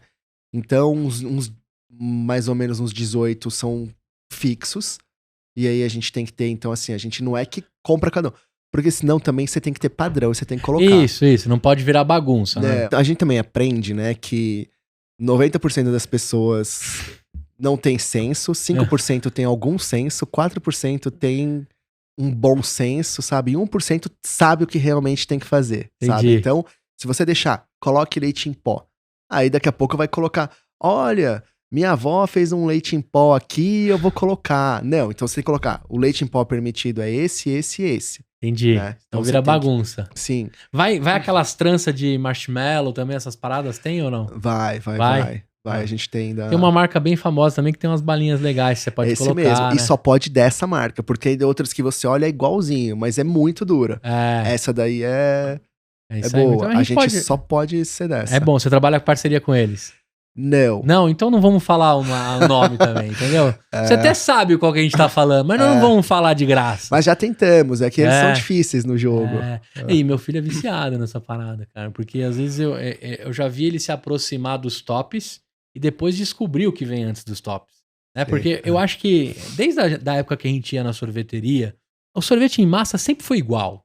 Sim. Tanto as duas marcas que sempre brigaram aqui nesse país, né? A Kibon, a Nestlé, dona da grande maioria dos freezers espalhados pelo Brasil.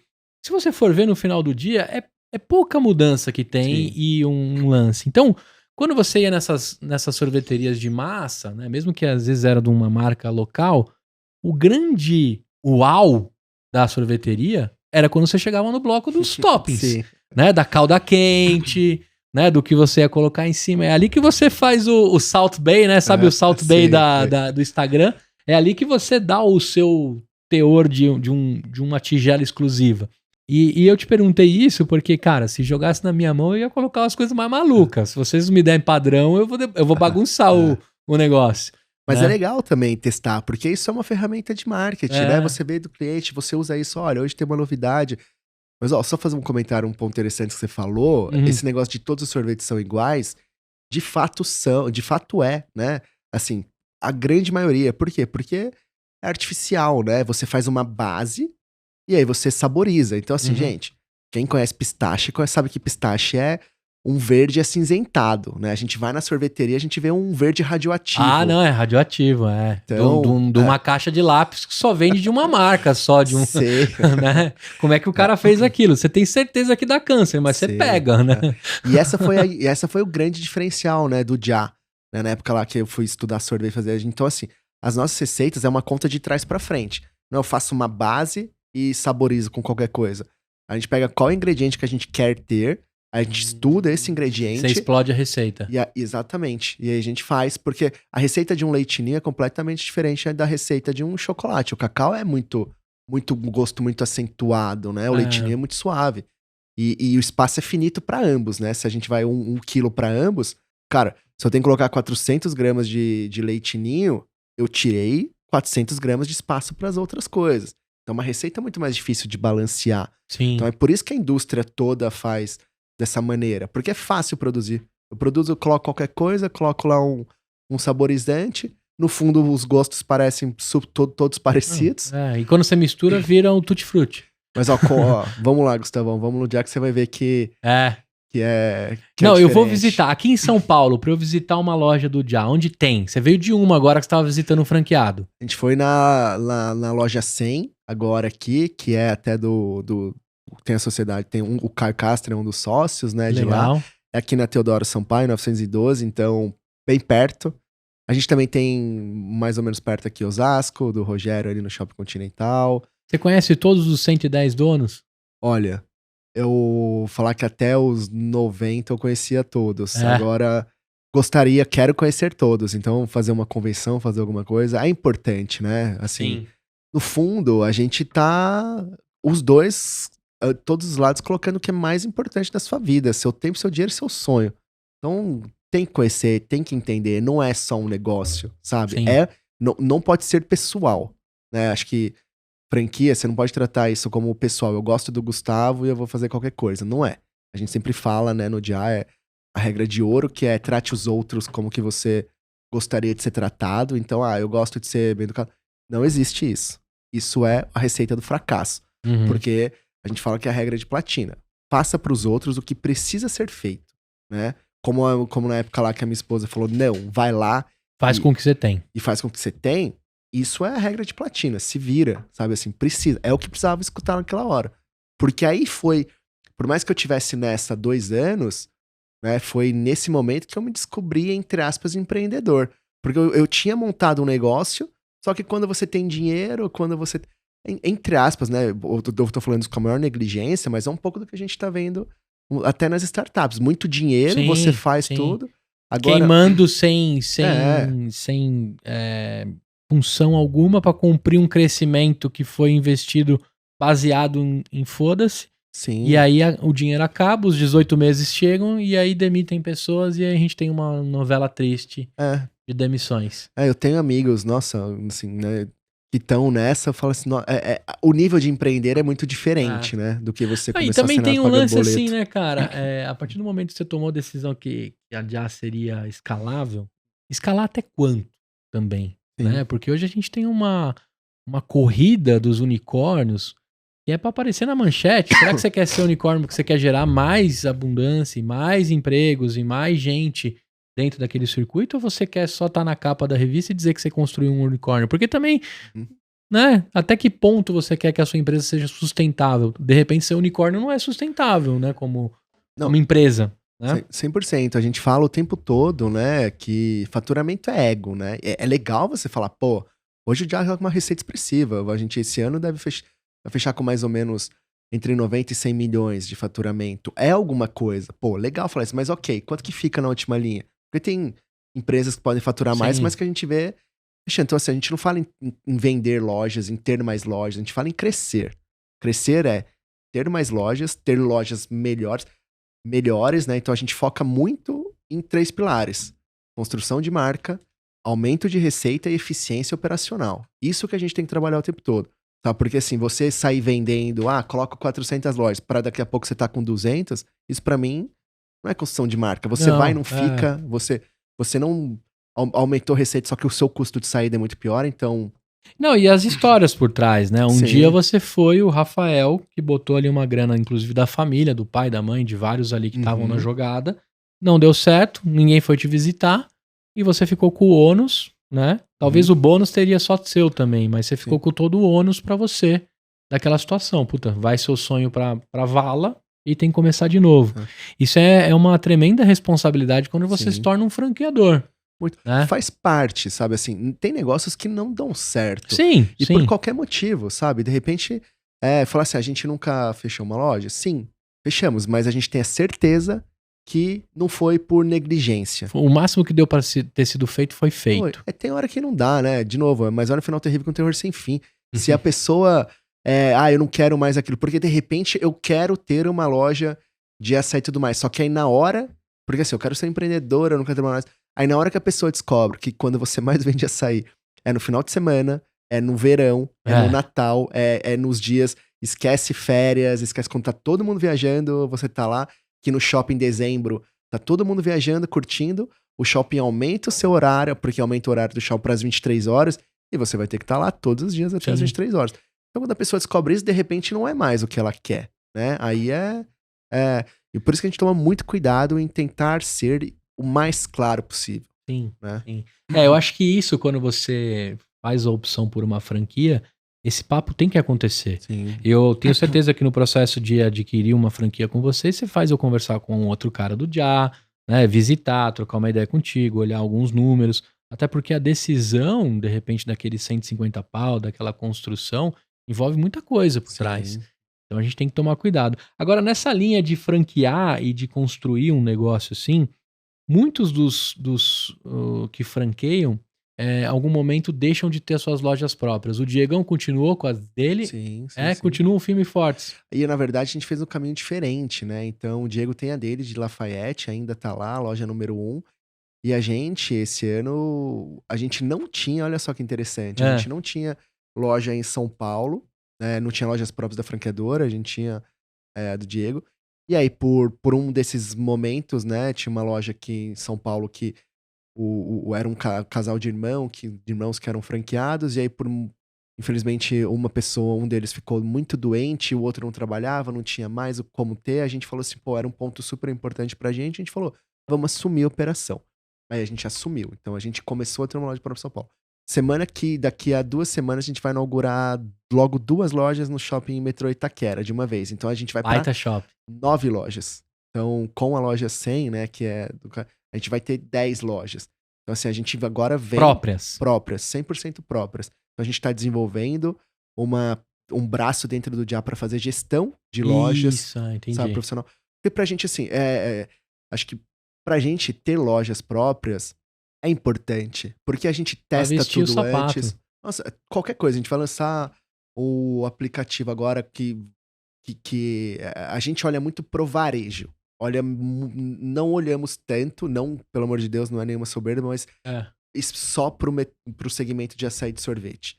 Porque é um segmento, beleza, acho que os varejistas, quando você pega grande varejista, quando você pega Renner, quando você pega, né, enfim, todas essas, C&A, Magazine Luiza, todos esses grandes varejistas, eles ensinam muito de estratégia, né? E de tudo que a gente tá falando é varejo. Então, por exemplo, a gente vai ser a primeira empresa, franquia no ramo de sorvete e açaí, que vai lançar um aplicativo com cashback, com delivery, com tudo mais. Então assim, isso existe? Existe há bastante tempo, mas a gente, agora, esse mês, na Black Friday, a gente vai fazer o lançamento de um aplicativo que tudo, cashback, cupom de desconto, a gente vem pilotando, fazendo isso, a gente pilota nas lojas próprias. A gente vai fazer uma proposta de testar estratégias, cara, vamos tracionar o delivery, vamos ver que cupom, porque não existe, né? Acho que uma coisa que é super importante, a gente fala muito pros franqueados, não existe vender, né? Assim, hoje eu preciso vender mais. Você precisa vender pra quem, você precisa vender como, o que essa pessoa quer. Então, assim, a estratégia para você vender pro estudante é diferente, a estratégia para você vender pro lojista é diferente, a estratégia para você vender pro Gustavo provavelmente é diferente da estratégia para você vender para mim. Então, tem que entender isso, né? Então, e a gente usa as nossas lojas para testar, para ver, para aprender e aí para passar know-how pros outros. Né? Eu te perguntei isso porque eu tenho escutado algumas histórias e acho que uma das primeiras decisões é quando um dos caras que tá franqueando tá muito envolvido nas lojas, ele precisa de foco, mas vocês já estão colocando alguém para fazer gestão disso e dar continuidade. Agora, quando a gente fala do mix de produtos de vocês, você me comentou aqui que esse potezinho aqui, por exemplo, que eu consumi um pouquinho antes da gente começar a gravar, ele tá indo pros mercados, ele tá indo pra freezers, pra onde que ele tá indo? Hoje eu só tenho nas próprias lojas, o que tá rolando? Hoje, por enquanto, só nas lojas, né? A gente fala, isso é um negócio bem legal também, né? A gente quer que os nossos franqueados, não é Ou, sabe, assim, os nossos franqueados hoje, eles têm o delivery, que a gente quer cada vez mais ir para um e-commerce, não só para um delivery. Uhum. A gente tem as lojas físicas, os PDVs, né? A gente tem o segmento do açaí, do sorvete em pote, né? E a gente pensa também num outro, como a construção de marca te permite muita coisa, flutuar por outras coisas, né? E a gente sempre quer, antes de qualquer coisa, dar oportunidade para um franqueado. Por exemplo, a gente vai abrir, os produtos ficaram maravilhosos, de verdade, a gente vai começar a vender. A gente não quer criar um outro, não que a gente não vá fazer isso, mas em determinados locais. Mas sei lá, a gente vai pra Pará de Minas. O William e a Lud lá estão lá trabalhando super bem. A gente não vai lá bater na porta do supermercado lá, olha, quer vender um dia? A gente vai falar assim, Lud, William, toma esse material, você não quer ir lá vender, faça isso. A gente pode até pensar se a gente entrega direto pra ele, mas aí a gente abre mais um canal de venda, de receita, de remuneração, que ainda é, de certo modo, de combate, porque quando chove ou quando faz frio, não é que as pessoas não tomam açaí e sorvete. Uhum. Elas não saem de casa, mas se elas estiverem em casa, elas podem consumir. Pode pedir, né? Então a Sim. gente, nesse primeiro momento, o nosso lançamento vai ser 100% nas lojas, porque a gente quer isso. A gente Até quer ver... pra entender e consumir dados de quem é essa pessoa que Sim, leva um pote pra casa. Né? exatamente. E o valor fica diferente se eu pegar 500 ml em tigela lá nas máquinas ou no pote? Mudou muita coisa? Do que a gente tá falando aqui de valor? Olha, hoje fica diferente. A gente tá. Porque aí é o clichê, mas que é verdade da experiência, né? Porque no pote, primeiro, você tá lá, esse daqui é só açaí. Então ele Uhum. tem um custo, né? A pessoa pegou lá. Na loja você tem açaí, sorvete, você tem toppings, você tem um mix de produto muito diferente. Você tem um custo, um CMV diferente desse daqui, Uhum. né? Então hoje esse tá, se eu não me engano, R$19. A gente vende.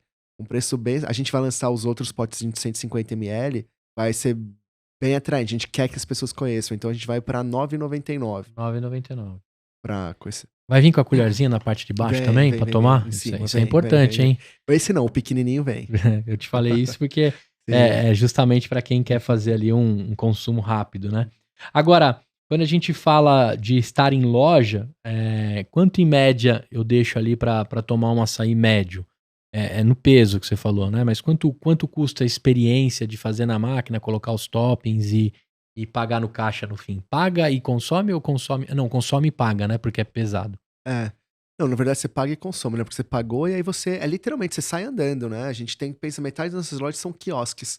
Entendi. Então, nossa, é uma das coisas que a gente mais gosta, né? A gente fica brincando. Quando a gente vai no shopping, olha os lixos, tá lotado de copo do Jazz. Fala, olha que legal, sabe? As pessoas estão. A gente entra, sai do estacionamento e vê um copo do Jazz. Fala, olha só que legal, né? Então, mas o nosso ticket médio tá na casa de 20, 19, 18. É o que eu saio de um pote ali de dentro. Lógico, tem o Isso. lance da água, né? Se você quer uma água ou outra coisa. O quiosque, ele tem apoio de outros itens extra açaí? Mesmo no Express, tem a Sim. água, o café, alguma coisa ou não? Tem a água. No normal, o nosso quiosque é a mesma coisa que uma loja, né? Se você envelopar a loja, você tem um quiosque. Se você abrir, você tem a loja. Você tem o milkshake, você tem o smoothie, você tem o picolé, você tem... Agora, pensando em padrões e bases, o que difere o smooth do sorvete? Consistência só? O smoothie a gente pega... O smoothie a gente faz dos sorbets, né? A gente pega o maracujá com manga, que é fantástico. Aham. Pega o açaí, acrescentou ali um pouquinho de água e bateu, né? Então, assim... É água, não é leite. Não, é água.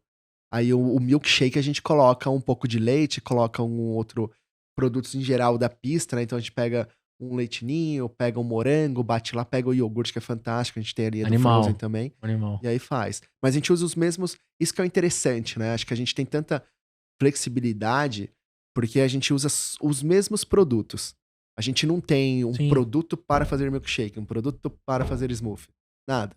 A gente pega os mesmos produtos e dá... E compõe. Sim. O smoothie é mais famoso pelas das frutas, um negócio Isso, mais verão, né? Mais isso. refrescante. Exatamente. O milkshake tem esse lance do, né, uma refeição um pouco mais pesada. E eu te contei a história aí que ele vira um melhor amigo das pessoas no trânsito, né? O milkshake. Agora, cara, falando um pouco sobre você e de construção de história, né?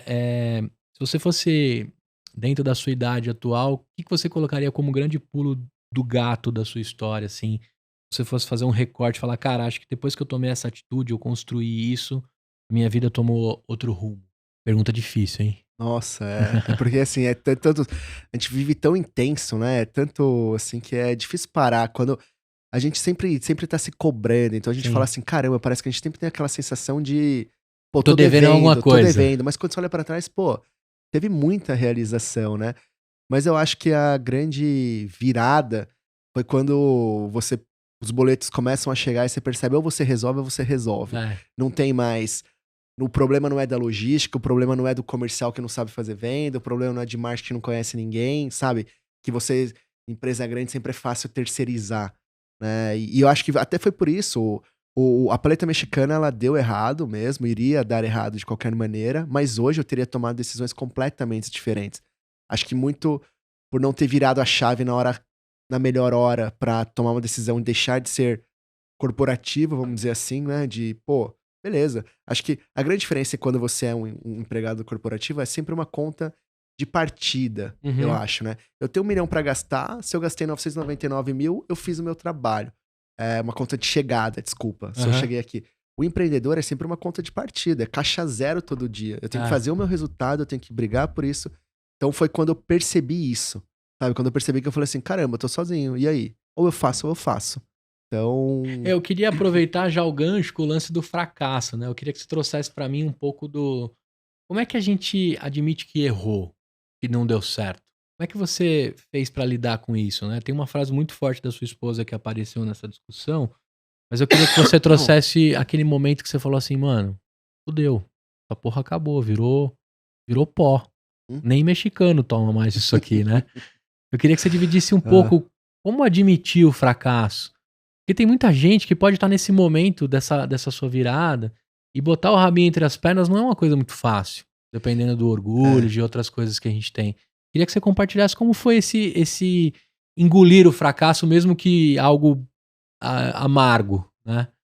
Interessante, né, assim, eu não acho que eu não essa parte da paleta, sabe, assim, eu acho que eu sou relativamente orgulhoso, mas no sentido não de querer ser o melhor, nada disso, Aham. falar assim: "Cara, não, eu me comprometi com algo, eu tenho que entregar algo", sabe, assim, eu vim pra Minas pra dar certo, eu vou voltar pra São Paulo dando Dando certo, certo, né.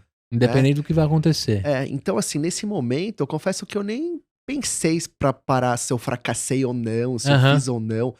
Tava tão assim, esse negócio vai dar certo, que não tinha, né. O que eu hoje, pra mim é muito mais fácil ver aonde que eu estou fracassando do que aham. naquele momento. Então assim, hoje eu falo assim: "Porra, mas por que eu demorei tanto pra tomar essa decisão?", sabe. Por que eu demorei tanto para dispensar essa pessoa? Tava na cara que não ia dar certo. Pô, por que que eu fiz isso tão, eh rápido e de maneira quase inconsequente, sabe. Por exemplo, assim, pô, uns 2 3 contratos que você assina, sabe, de compra que você fala assim: "Puta que pariu", mas tava não tudo bem que tinha que ser rápido, mas não podia ser tão rápido, É. sabe, sem medir. Hoje pra mim é mais difícil, eu acho que isso, porque naquele momento eu não tinha muito o que fazer. Eu tinha que, sei lá, trabalhar pra dar certo. Hoje, pra mim, o sentimento é: "Olha, eu posso escolher em estar com essa pessoa trabalhando, ou eu posso não escolher estar com essa pessoa trabalhando". Então vem o sentimento depois que eu tomo uma decisão, por exemplo, de: "Ah, vamos, sei lá, vamos mudar alguma coisa", né, que aí eu vejo assim: "Puta que pariu, era óbvio que tinha que ser feito isso. Por que Uhum. que eu demorei tanto?". Eu tenho mais um sentimento de fracasso assim, sabe, que fala assim: Entendi. "Pô, a gente Mais deveria". dentro da sua maturidade, experiência atual, né? Sim, sim, Do que a sim. gente também tem uma coisa que acontece E muito acho que quando cobrança, né, Gustavo, acho que, assim, você começa a se cobrar mais, sabe, sim. numa Ah, e outra, né, a minha mãe já dizia, né: "Cachorro mordido por cobra tem medo é de linguiça", verdade, é um bom né. ponto. É. Eu acho que tem muito disso Sim. também, né. Uma Aham. vez que você criou um calo pra alguma coisa, você fica o famoso gato escaldado, né. Essa temporada eu tô trazendo todos os pontos que minha mãe falava bastante, meu pai, e acho que é justamente, você começa a analisar, né, uma vez que você botou 200, 300, 500 pau no negócio, puta, pra colocar os próximos 500 vai ser muito mais difícil, Nossa, sim. né. Mas olha, eu pensei aqui e acho que respondendo melhor a sua pergunta, antes eu acho que eu não hoje eu reconheço muito mais o fracasso, porque eu escuto muito mais as pessoas. Então assim, hoje eu não tenho problema nenhum em ligar e perguntar, assim, eu sou o rei do que você faria? mas o que que você faz? O que que é isso? Sabe, tem o Mauro Caluf, nosso sócio lá, nossa senhora, ele é fantástico, né? Então, e ele entrou assim pro Já, né? Do um momento de muita mudança, e pô, o Mauro já tem seus 60 anos, mais ou menos, professor, foi muito tempo professor da Getúlio Vargas, sócio e CEO de uma empresa que administrava 12 hotéis. Então, assim, é muita experiência. É muita coisa. Então, assim, pô, hoje eu ligo pra ele, o Marcos agora que entrou no dia também, com pessoas mais velhas, com experiência.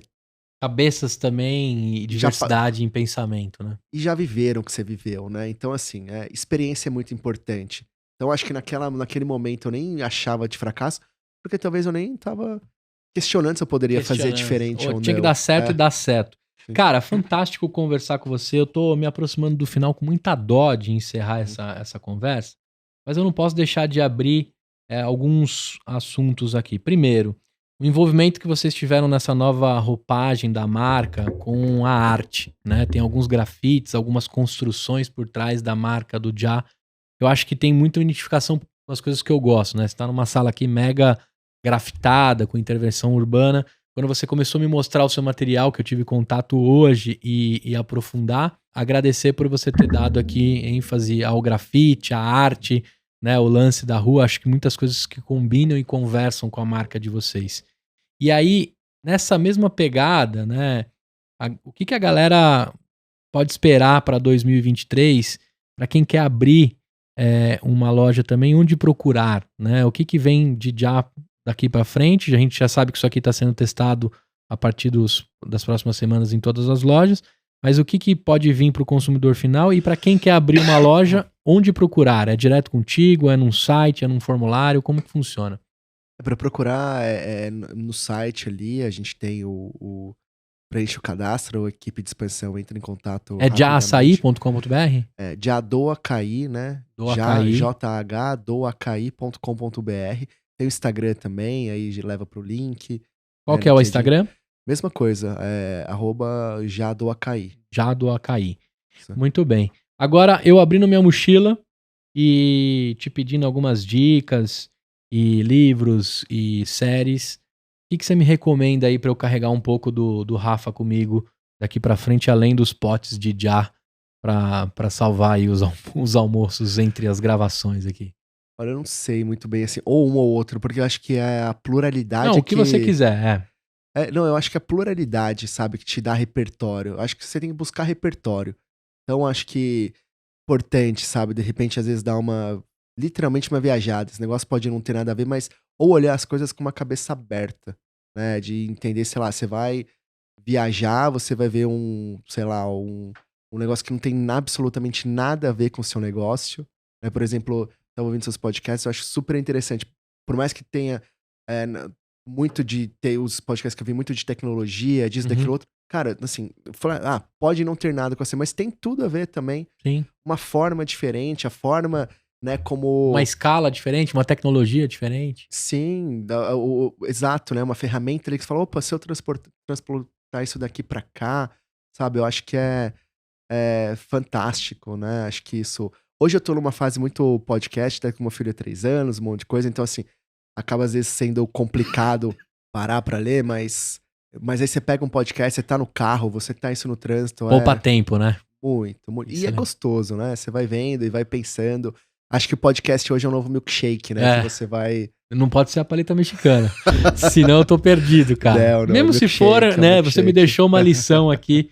Você me deixou uma lição de como construir algo dentro do que sobra, do que você tem, né? Acho muito bacana. Cara, vamos dar méritos à frase da sua esposa? Como ela chama? Fernanda Roso.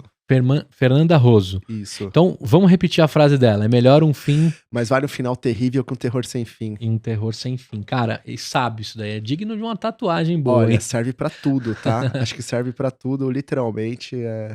De todo momento, fala assim, pô, você precisa ficar sofrendo nisso? Não é só pro negócio. Cara, esquece. Acho que é importante você encerrar ciclos pra começar. Você não começa um novo ciclo preso em algo. Eu tenho uma tradução que eu uso que vai nesse mesmo caminho.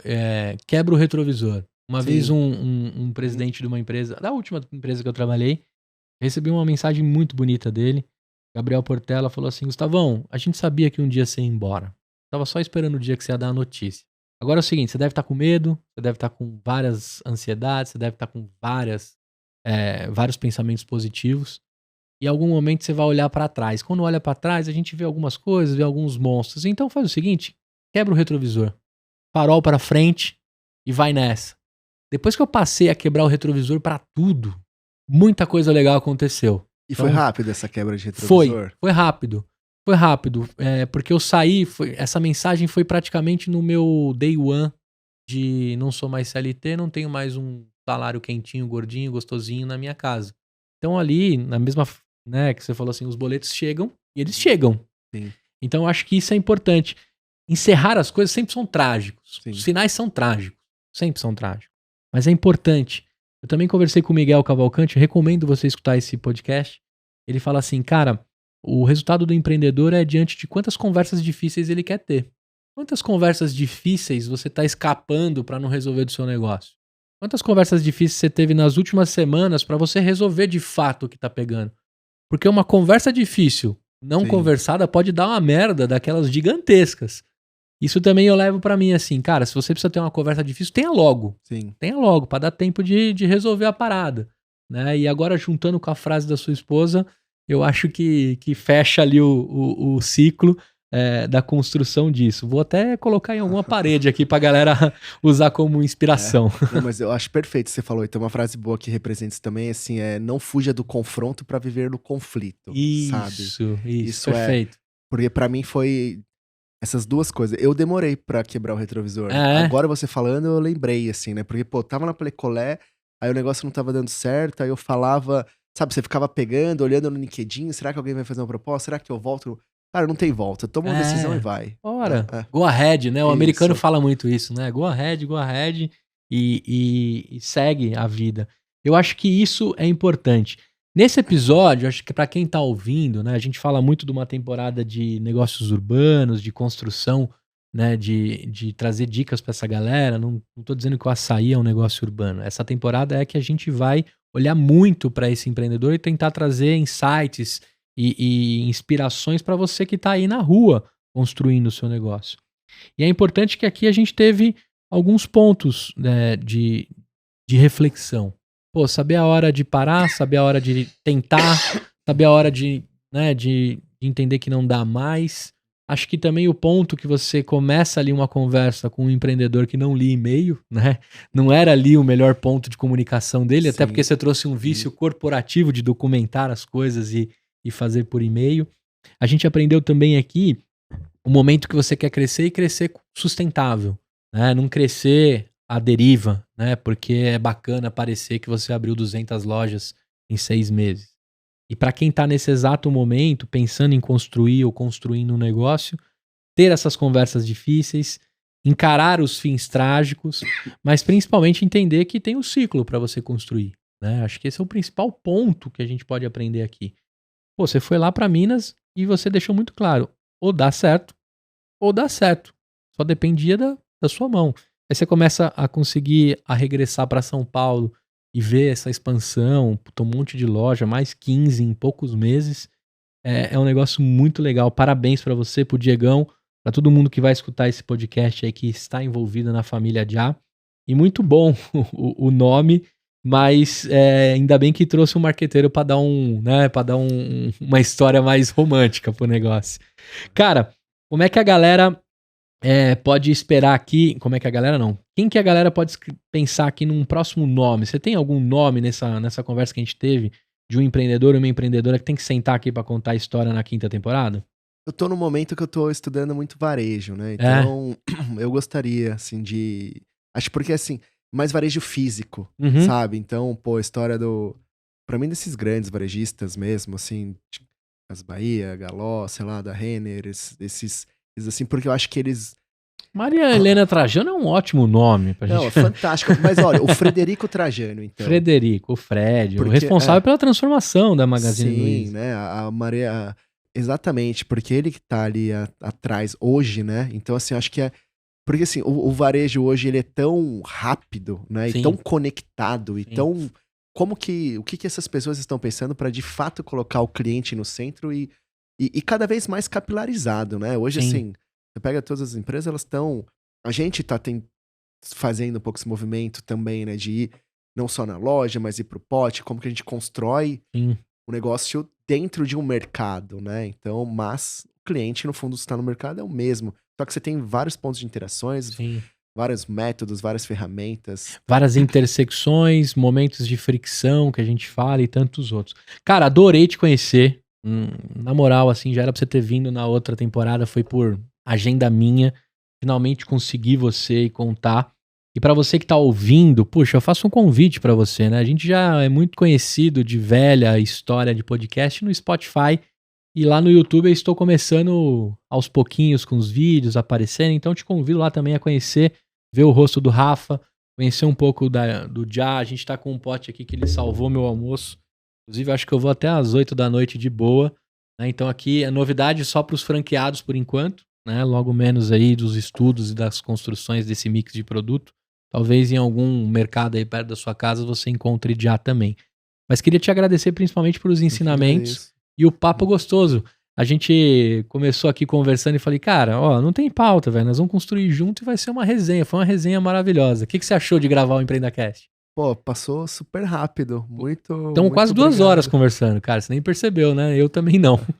Não, obrigado. É bom falar. Assim, acho que eu sou realmente apaixonado pelo Já, pela história. E é bom conversar com pessoas que te dão insights, que fazem te refletir sobre coisas que eu parecia que tava dormindo lá. De repente você fala, caramba.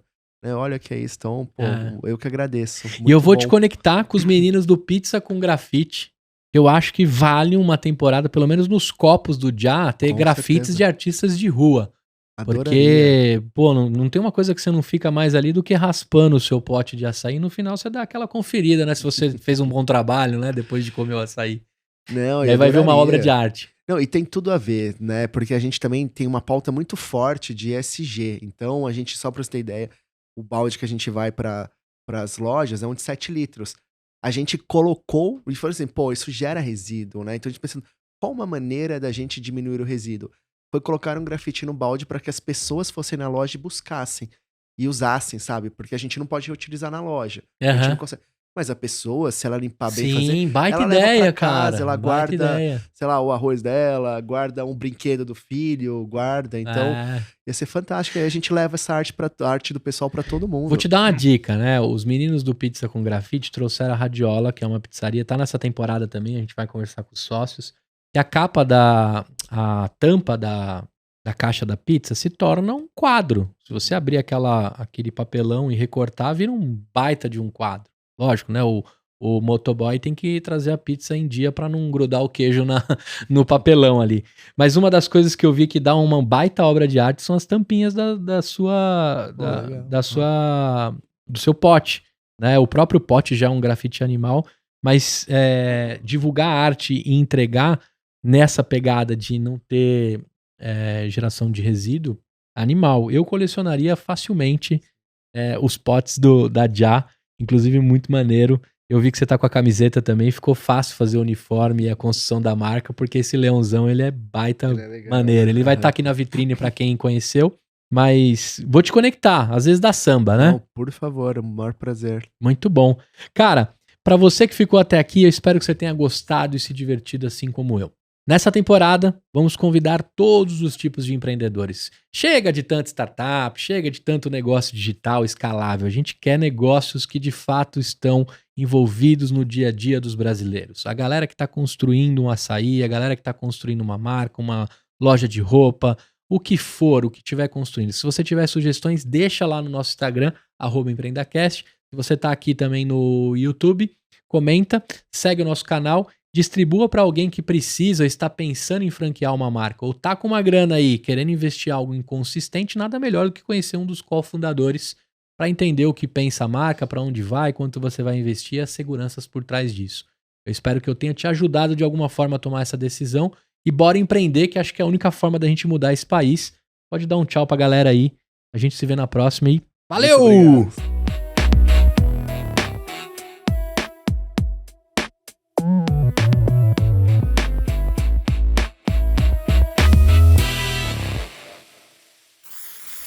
Uma produção, voz e conteúdo.